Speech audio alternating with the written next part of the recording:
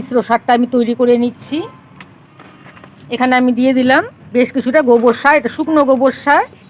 গোবর সারটা অবশ্যই 1 বছরের পুরনো হতে হবে। দেখো এটা শুকনো ঝুরঝুরে একদম 1 বছরের পুরনো গোবর সার।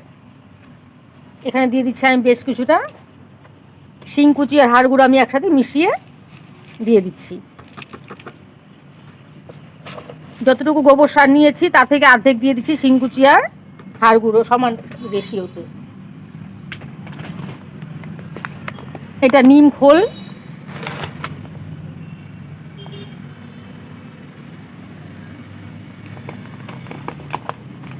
নিম খোলটা গাছে দিতে হবে, যে কোনো ফাঙ্গাসের থেকে এই নিম খোলটা মুক্তি দিবে।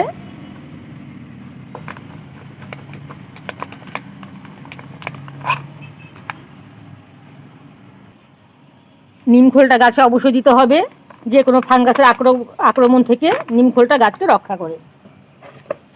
নিম খোল এখানে দিয়ে দিচ্ছি আমি গোবর সারের অর্ধেক।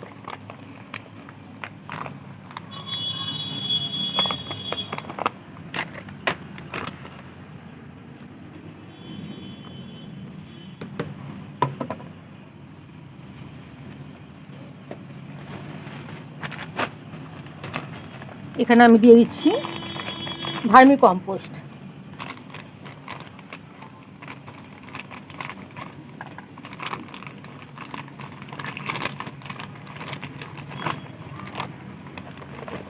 ভার্মি কম্পোস্টটা আমি মিশিয়ে দিচ্ছি নিম খোলের সমান সমান। ভার্মি কম্পোস্ট এখানে আমি দিয়ে দিলাম। আর দিয়ে দিচ্ছি এখানে আমি সাফ ফাঙ্গিসাইড। সাফ ফাঙ্গিসাইড এখানে আমি 3-4 চামচের মতো দিয়ে দিলাম।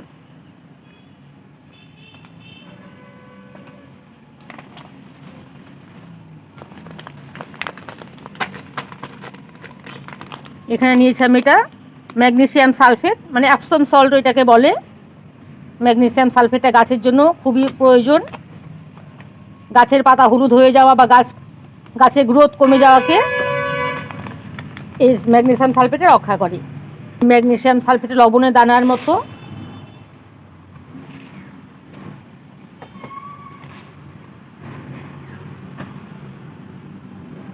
দেখো একদম লবণের দানার মতো ম্যাগনেসিয়াম সালফেটটা দেখতে। এটাও আমি অল্প পরিমাণেই মিশিয়ে দিলাম, দিয়ে সমস্ত সারটা আমি ভালো করে মিশিয়ে নিচ্ছি। মিক্সিংটা খুব ভালো করে করতে হবে। গোলাপ গাছে আমি এই মিক্স ফার্টিলাইজারটা দিয়ে দেব। তার জন্য গোলাপ গাছের গোড়াটা আমি প্রথমে একটু খুঁড়ে নিচ্ছি। মাটিটা একদম একটু নরম করে নেব।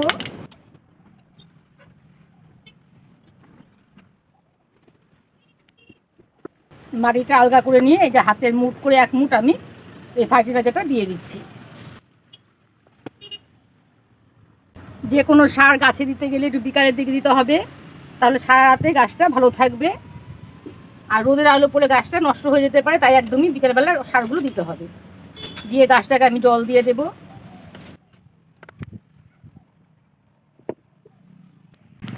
বাকি সবগুলো গোলাপ গাছের গোড়ায় আমি ভালো করে খুঁড়ে সারটা দিয়ে দেব। এখন দেখো গাছে একদমই ফুল কড়ি একদমই নেই। এই সার দেওয়ার 15 দিনের মাথা দেখবে গাছে ফুল কড়িতে ভরে গেছে। সবগুলো গোলাপ গাছের গোড়াগুলো আমি খুঁড়ে মিক্স ফার্টিলাইজারটা দিয়ে দিলাম। এখন আমি এই গাছগুলোর মধ্যে জল দিয়ে দেব।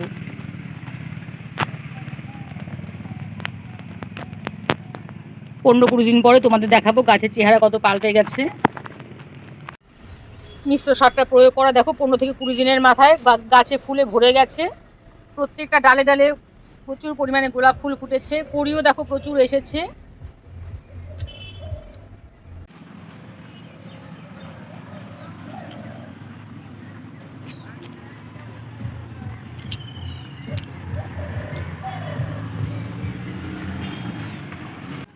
দেখো কতগুলো করে গোলাপ হয়েছে। দেখো থোকা থোকা একদম গোলাপি ভর্তি। দেখো প্রচুর পরিমাণে কুড়িও এসেছে গাছে। দেখো আমি তোমায় দেখাচ্ছি কুড়িগুলো, দেখো কত সুন্দর হয়েছে, কত দেখো কুড়ি। এখানেও দেখো প্রচুর কুড়ি এসেছে।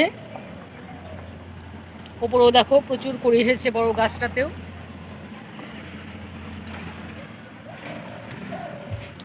বিভিন্ন কালারের গোলাপ আমার আছে।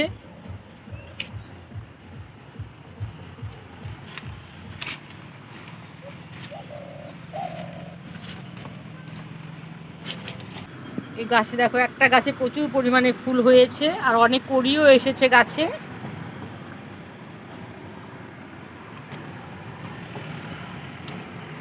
বিভিন্ন কালারের দেখো ফুলগুলো হয়ে আছে।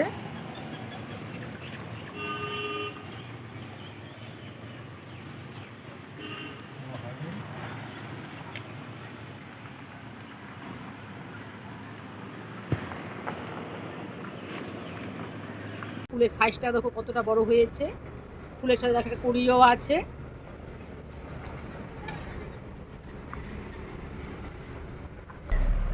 এখানেও দেখো আরেকটি গোলাপ হয়েছে, এটা সাইজে দেখো কতটা বড় হয়েছে।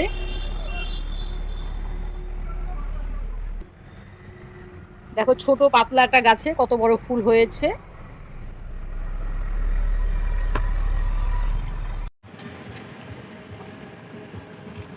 গোলাপ গাছ সম্বন্ধে আরও তথ্য আমি দেবো, আমার অনেক চ্যানেলে আর ভিডিও দেওয়া আছে, তোমরা দেখে নিও।